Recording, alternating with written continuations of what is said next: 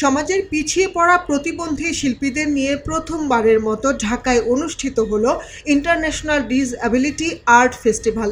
দুদিনব্যাপী চলা এই উৎসবের শেষ দিন শনিবার দুপুরে শিল্পকলা একাডেমির মূল মিলনায়তন জাতীয় নাট্যশালায় প্রদর্শিত হয় নাটক অতঃপর করিম বাওয়ালি। সুন্দরবনের বাওয়ালিদের অতীত এবং বর্তমান সময়ের জীবন ও সংকটের তুলনামূলক নানা চিত্র এই নাটকে উপস্থাপন করা হয়েছে।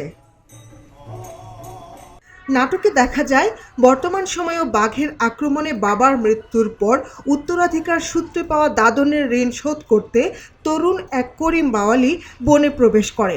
বর্তমানের করিম বাওয়ালিও বুঝতে পারেন সুন্দরবন ভালো নেই। লোককথার সেই কাহিনীর জাদু বাস্তবতার মাঝে সে নিজেকে আবিষ্কার করে। একসময় দুই করিম বাওয়ালি মুখোমুখি হয়। তারা দেখে বিগত 40 বছরে বনভূমি এবং বনজীবী কারোরই পরিবর্তন হয়নি। চলেছে বন ধ্বংসের সেই উৎসব, আর দাদন চক্রের ঋণের ফাঁদে এখনও চলে সর্বস্ব হারানোদের আহাজারি। খুলনা অঞ্চলে লোকজন নাট্য এবং নৃত্য আঙ্গিকে নির্মিত নাটকটি প্রযোজনা করেছে সুন্দরম থিয়েটার। সুন্দরবন কেন্দ্রিক যেসব উপকথা এবং লোককথা প্রচলিত আছে সেসব বিশ্বাস, ম্যাজিক রিয়েলিজম এবং লোক আঙ্গিকের মিশ্রণ ঘটেছে এই নাটকে। বিভিন্ন চরিত্রে অভিনয় করা 20 নাট্যশিল্পীর মধ্যে 10টি মূল চরিত্রেই অভিনয় করেছেন প্রতিবন্ধী শিল্পীরা। সেলিম আলদিন থেকে অনুপ্রাণিত হয়ে এই নাটকটি রচনা ও নির্দেশনা দিয়েছেন শামীম সাগর। নাটকটি নির্মাণের মূল দর্শন এবং ভবিষ্যৎ পরিকল্পনার কথা জানান তিনি। মূলত সেলিম আলদিনের করিম বাওয়ালি নিয়ে একটা নাটক ছিল, সেটাও পরিবেশ প্রকৃতির কথা বলেছিল। সেটার সূত্র ধরেই এই নাটকটি অতঃপর করিম বাওয়ালি। এখানে বলা হচ্ছে আসলে সুন্দরবন কেন্দ্রিক যে বিশ্বাসগুলো আছে, যেগুলো প্রকৃতি এবং মানুষের সহাবস্থানের জায়গায় কাজ করে, সেই বিশ্বাসগুলো খুবই জরুরি। এবং প্রকৃতি এবং মানুষ যদি একসাথে বসবাস করে তো পরস্পরকে দেখতে হবে। প্রকৃতি যদি না বাঁচে তাহলে মানুষ বাঁচে, এটি মূল কথাই না। ঢাকা থিয়েটার, ডেয়ার প্রজেক্ট এবং ব্রিটিশ কাউন্সিল এদের দীর্ঘদিন 2 বছর ধরে কিন্তু প্রশিক্ষণ দিয়ে যাচ্ছে। তার ভিতর দিয়ে ওরা একটা জায়গায় পৌঁছেছে।